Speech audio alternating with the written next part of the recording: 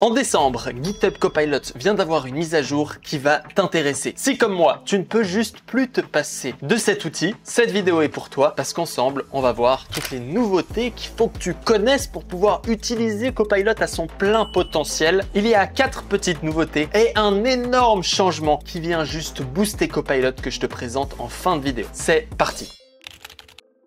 Déjà, on est d'accord que depuis plusieurs versions, il y a un chat juste ici. Et dans ce chat, je vais pouvoir lui poser des questions. La première nouvelle feature, c'est concernant le terminal. GitHub Copilot est devenu beaucoup plus intelligent. Par exemple, tu vois qu'ici, j'ai une erreur. Port 3000 est actuellement en train d'utiliser et c'est le port 3001 instead. Je vais pouvoir sélectionner ce texte et lui faire terminal, sélection, comment savoir quel process ouvre le port 3000. Tu vois que ici, en faisant terminal, je viens lui demander des informations à propos du terminal et en lui demandant sélection, il va venir utiliser le texte que j'ai sélectionné juste ici. Et donc là, il me donne cette commande-là. Je vais pouvoir l'exécuter dans un autre terminal comme ceci. Et là, j'ai les informations et là, je vais pouvoir resélectionner par exemple ce texte ici et lui faire terminal selections. Quelle commande utiliser pour fermer le port 3000? Et tu vois que là, ce qui est intéressant, c'est qu'il a réussi à connaître quel est le PID. Tu vois qu'il y a ici le 2016 juste ici et il m'a donné la commande à utiliser. Donc là, je prends sa commande et je l'envoie. Et maintenant, normalement, si on relance Elsoft, on voit qu'il n'y a plus rien qui est ouvert. Et quand je relance mon serveur, il n'y a plus l'erreur. Donc, les nouvelles features, c'est que en utilisant ce @terminal, tu viens lui dire que tu as envie de faire des actions dans le terminal et en lui utilisant terminal selection, il va avoir comme contexte, comme information ce que tu es actuellement en train de sélectionner. Ensuite, le deuxième point, c'est pour corriger les erreurs. Alors, normalement, il y a un petit bouton ici, mais en l'occurrence, mon VS Code, il bug un peu. Mais en clair, quand tu as une erreur comme ça dans ton terminal, par exemple ici, quand je lance pnpm start, on voit que ça marche pas.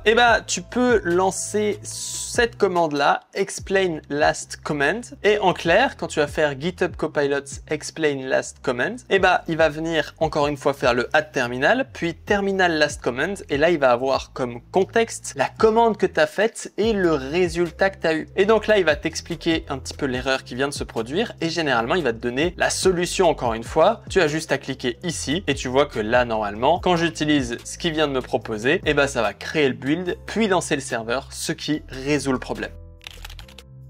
Troisième nouveauté, c'est cette extension VS Code Speech. Tu vois que tu peux l'installer comme ceci. Et maintenant, par exemple ici, quand je viens dans mon code et que j'ai envie de lui demander une modification, je vais pouvoir sélectionner ce code. Par exemple, ici, tu vas faire commande I. Tu vois que maintenant, il y a un petit bouton pour parler qui supporte pour l'instant que l'anglais, où je pourrais, par exemple, lui demander add 10 skeleton instead of 5. Puis tu submit et là tu vois qu'il a fait ce que je lui ai demandé, c'est-à-dire qu'il a mis ici length 10, c'est-à-dire qu'on a bien pu parler. Alors je trouve cette feature d'une inutilité et d'un ennui total, mais bon, c'est là VS Code Speech. Si tu as envie de parler à ton VS Code, ce que je n'ai pas du tout envie, d'ailleurs on peut le voir avec ces 3 stars. On va peut-être mettre d'ailleurs une star et boum là, 3 stars dans sa face. Ça c'est bien fait pour VS Code. Et surtout pour Microsoft qui est vraiment méchant. Non je rigole, ils sont gentils mais relou.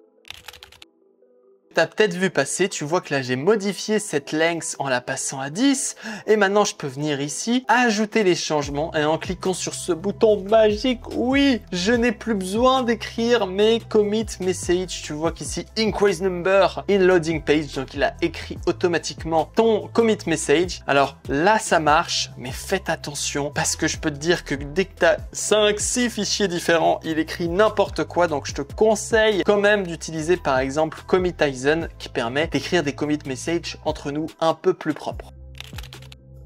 La dernière feature qui est la plus cool quand tu rentres dans une code base, c'est qu'ici je vais pouvoir utiliser @workspace. Et là je vais pouvoir lui poser des questions à propos du workspace dans sa globalité. Ce qui me permet par exemple ici de lui demander quelles sont les étapes à suivre pour rajouter un login with Google. Et là, il va venir collecter la workspace structure, regarder quelle information il doit collecter. Donc tout ça, ça se fait en local sur l'ordinateur. Et tu vois que là, il a collecté presque des bonnes informations, notamment Nextauth qui est effectivement le bon fichier à récupérer. Et ensuite, il raconte des trucs. Donc ici, par exemple, il me propose d'installer Nextauth Google, de m'ajouter dans .env.local mon Google ID et mon Google Secret, puis ensuite d'utiliser ici un Google Provider. Alors, si je me trompe pas, il a presque fait juste. C'est qu'ici, on n'a pas besoin d'installer Nextauth.google parce qu'il vient par défaut. Mais en clair, là, tu vois que je pourrais prendre son code juste ici, le rajouter à cet endroit, prendre le Google Provider,